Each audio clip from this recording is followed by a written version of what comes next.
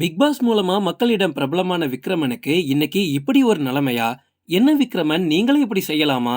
முகத்தை கூட காட்ட முடியாம விக்ரமன் ஓடின வீடியோ இணையத்துல வைரல் ஆயிட்டே இருக்கு. அப்படி என்னதான் நடந்துச்சு, இருங்க சொல்றேன். பிக் பாஸ் விக்ரமன் சில ஆண்டுகளுக்கு முன்னாடி திருமாவளவன் முன்னிலையில விடுதலை சிறுத்தைகள் கட்சியில இணைந்தாரு. ஆனா இன்னைக்கு ஒரு பெண் வழக்கறிஞர் கொடுத்த புகாரின் கீழ் 13 வழக்குகள் விக்ரமன் மேல போடப்பட்டிருக்கு.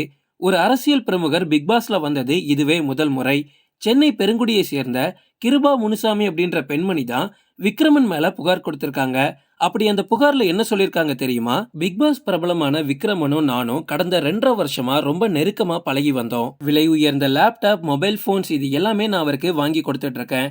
ஏன்னா அவர் என்ன கல்யாணம் பண்ணிக்க போறாரு அப்படின்னு நான் ரொம்ப நம்பினேன். ஆனா சில நாட்களா அவரோட நடவடிக்கையில நிறைய மாற்றங்கள் வந்திருக்கு. இப்ப அவர் என்ன திருமணம் செய்ய மாட்டேன் அப்படின்னு மறுக்கிறாரு. அது மட்டும் இல்ல, சாதி ரீதியா பேசி என்ன ரொம்பவும் துன்புறுத்துறாரு அப்படின்னு அவங்க புகார் கொடுத்திருக்காங்க. ஆனா இத ரசிகர்கள் ஏற்க மறுக்கிறாங்க. ஏன் அப்படின்னா, இவர் ஃபேமஸ் ஆனது எப்படி தெரியுமா? பிக் பாஸ்ல கலந்துகிட்ட போது இவர் பெண்கள் கிட்ட ரொம்பவும் கண்ணியமா பேசுவாரு. அசீம் வரம்பு மீறி பேசும்போது கூட இவர் ரொம்பவே அமைதியா இருந்திருக்காரு. இதுவே ரசிகர்களுக்கு ரொம்ப பிடிச்சு போனதுனால தான் இவருக்குன்னு ஒரு தனி ரசிகர் கூட்டமே வந்துச்சு. அது மட்டும் இல்ல, அந்த நிகழ்ச்சியில இவர் தான் கண்டிப்பா வின் பண்ணுவார்னு எல்லாருமே எதிர்பார்த்துட்டு இருந்தாங்க. இவருக்கு டைட்டில் கொடுக்காம இருந்ததுக்கே இணையத்துல பலவிதமான கருத்து மோதல்கள் நடந்துச்சு. இப்படி கண்ணியமா பேசக்கூடிய ஒருத்தர் ஒரு பெண்மணியை ஏமாத்துவாரா அப்படின்னு ரசிகர்கள் நிறைய கேள்விகளை எழுப்புறாங்க. கிருபா முனுசாமி என்ன சொல்றாங்க அப்படின்னா, என்னை காதலிச்சு திருமணம் செய்து கொள்வதாக கூறி 14 லட்சம் இது வரைக்கும் என்கிட்ட இருந்து வாங்கியிருக்காரு. அதுல 12 லட்சம் மட்டும் தான் திருப்பி கொடுத்திருக்காரு. இன்னும் 2 லட்சம் பேலன்ஸ் இருக்கு. அதை எப்போ தருவாரு? அது மட்டும் இல்ல, சட்ட ரீதியான நடவடிக்கை எனக்கு கண்டிப்பா எடுத்தே ஆகணும். எனக்கு நீதி வழங்க வேண்டும் அப்படின்னு புகார் கொடுத்திருக்காங்க. இவங்க கொடுத்த புகாரை வச்சு போலீஸ் கற்பழிப்பு, மோசடி, கொலை மிரட்டல் மாதிரியான 13 வழக்குகளை விக்ரமன் மேல போட்டிருக்காங்க.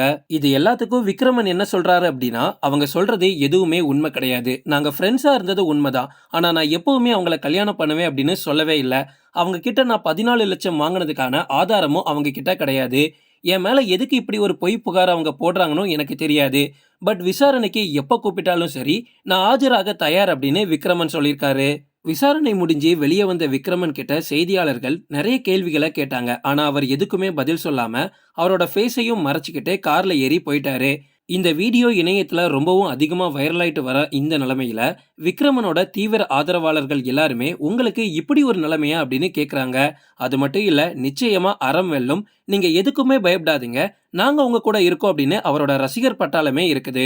பட் இதே நேரத்துல விக்ரமனோட எதிர்ப்பாளர்கள் எல்லாருமே என்ன சொல்றாங்க அப்படின்னா, வெறும் ஒரே ஒரு ஷோவை வச்சு ஒருத்தனோட முழு கேரக்டரையும் நம்மளால கண்டுபிடிக்க முடியாது. யார் எப்போ மாறுவாங்கன்னே தெரியாது. ஸோ விக்ரமன் இந்த மாதிரியான ஒரு செயலை செஞ்சிருக்க வாய்ப்பு இருக்கு அப்படின்னு அவங்க சொல்றாங்க. நீங்க என்ன சொல்றீங்க? விக்ரமன் இப்படி ஒரு விஷயத்த செஞ்சிருக்க வாய்ப்பு இருக்கா இல்லையான்னு கமெண்ட்ல சொல்லுங்க.